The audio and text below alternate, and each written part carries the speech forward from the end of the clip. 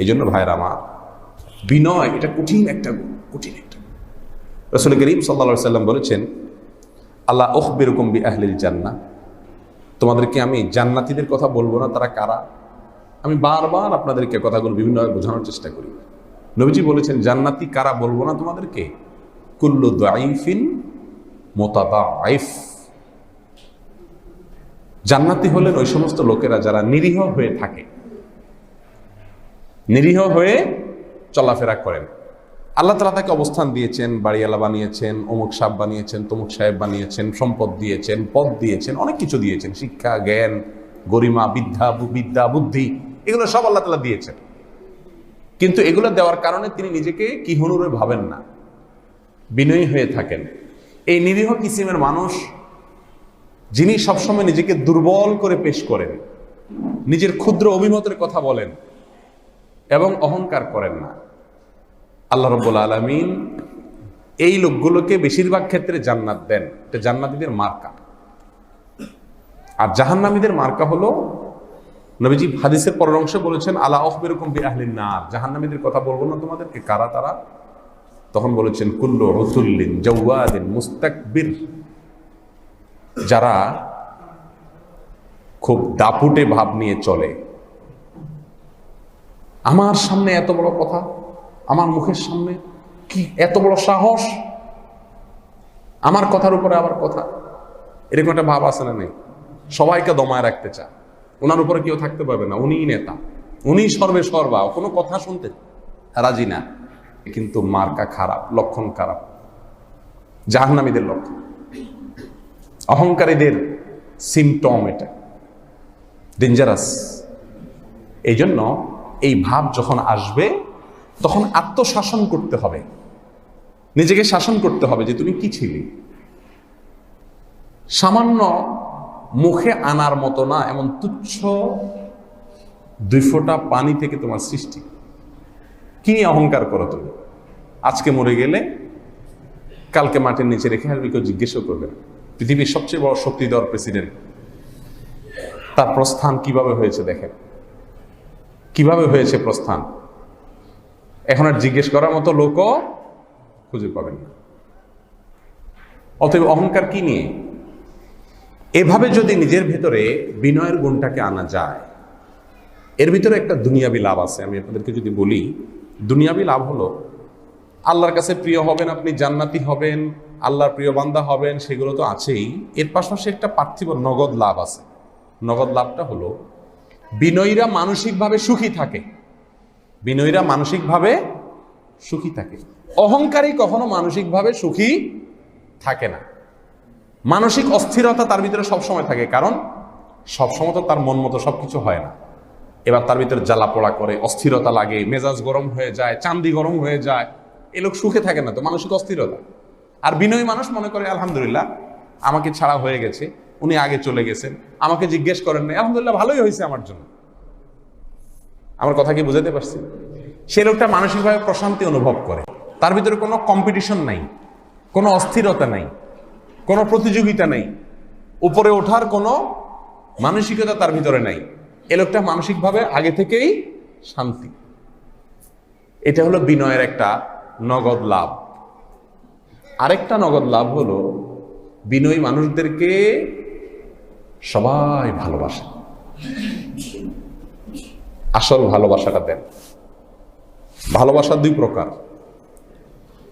বা শ্রদ্ধা 2 প্রকার। এক প্রকারের শ্রদ্ধা হয় মাখাফাতাশ শার, হাদিসের ভাষায়, নবীজির ভাষায়। মাখাফাতাশ শার মানে হলো ক্ষতির ভয়।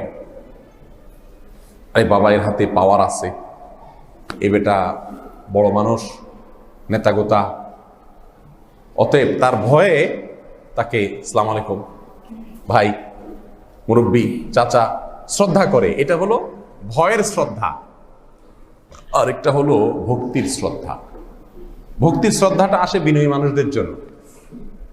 পেছন থেকে অগোচরে আপনাকে না দেখেও বলবে যে অমুক চাচা যান বা অমুক ভাই অত্যন্ত ভালো মানুষ, অমায়িক মানুষ। এই যে অমায়িক একটা শব্দ আছে না, অমায়িক, এই শব্দটা যদি অর্জন আপনি করতে পারেন সমাজ থেকে, সমাজ যদি আপনাকে স্বীকৃতি দেয় যে এই ভদ্রলোক অমায়িক মানুষ, আলহামদুলিল্লাহ, আপনি আল্লাহর বান্দা হওয়ার জন্য প্রথম গুণ অর্জন করে ফেললেন। আপনি একজন ভালো মানুষ, আপনি আল্লাহর একজন প্রিয় বান্দা। এই অমায়িকের গুণটা যদি অর্জন করা যায়। অমায়িক হলে সমস্যা আছে। যারা অমায়িক তাদেরকে সবাই চেপে বসে, পাত্তা দেয় না, অযথাই তার সাথে গিয়ে গায়ে পড়ে ঝগড়া করে, তাই না?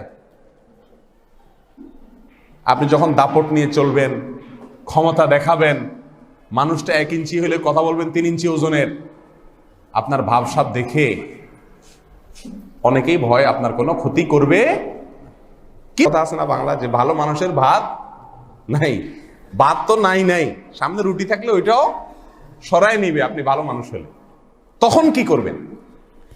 এই জন্য আল্লাহ রাব্বুল আলামিন সূরা ফুরকানের এই 63 নম্বর আয়াতের পরের অংশে সেটার জবাব দিয়েছেন। সেই গুণটা আপনাকে অর্জন করতে হবে।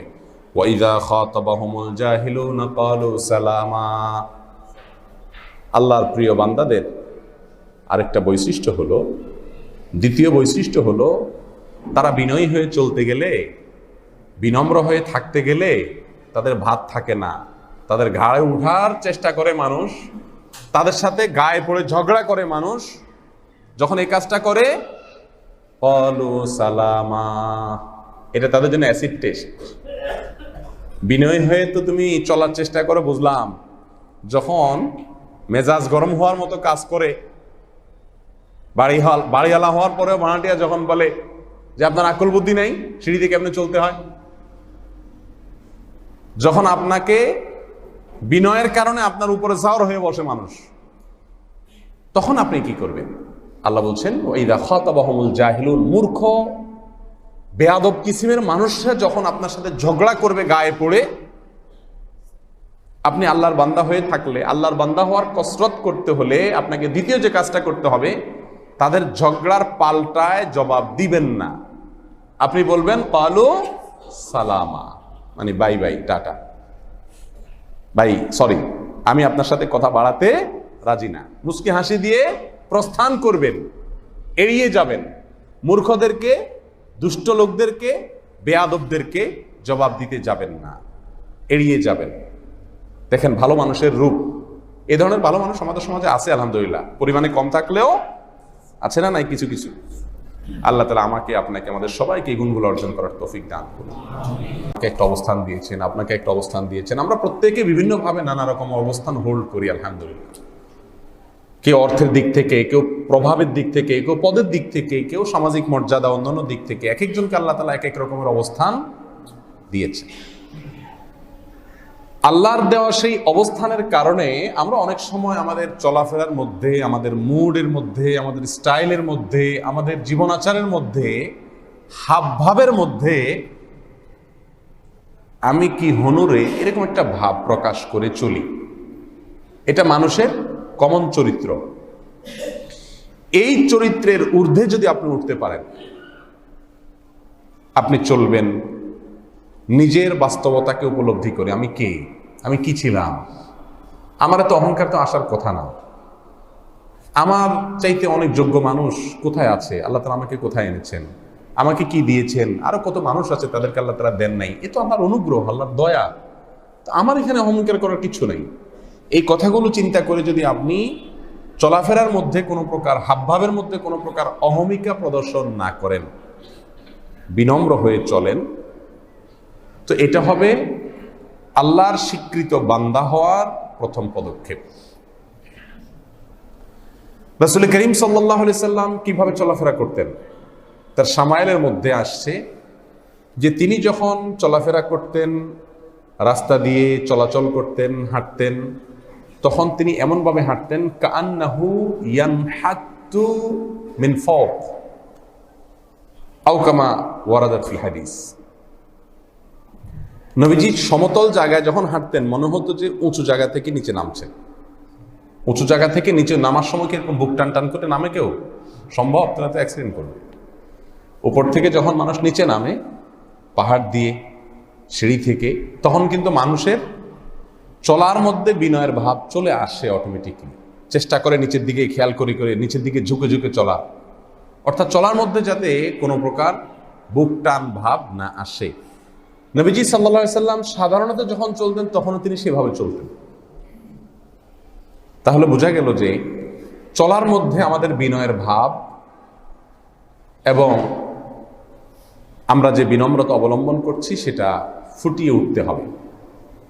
আলাদা একটা আমি নেতা মানুষ, আমি অমুক মানুষ, আমি বাড়াটিয়া, আমি বাড়িওয়ালা, আর এরা সব ভাড়াটিয়া, অতএব আমার বাড়িওয়ালার সিঁড়ি দিয়ে আমার স্টাইলই হবে ভিন্ন। আমার দেখলেই মানুষ বুঝবে যে উনি ভদ্রলোক, বাড়িওয়ালা। আর ভাড়াটিয়া বেচারা সিঁড়ির এক পাশ দিয়ে কাচুমুচু হয়ে একটু একটু করে নামবে, তার মধ্যে ভাবটা এমন থাকবে যে আমি এখানে আসলে একটু ভাড়া দিয়ে থাকতেছি। এরকম একটা মুড আমাদের মধ্যে আসে না, নেই বলেন? এটা একটা কথার কথা, বাড়িওয়ালা ভাড়াটিয়ার কথা বলছি।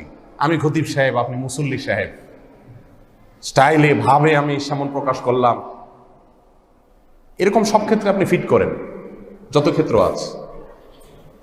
এই চরিত্রগুলো আমাদের ভেতরে কমন ভাবে আছে।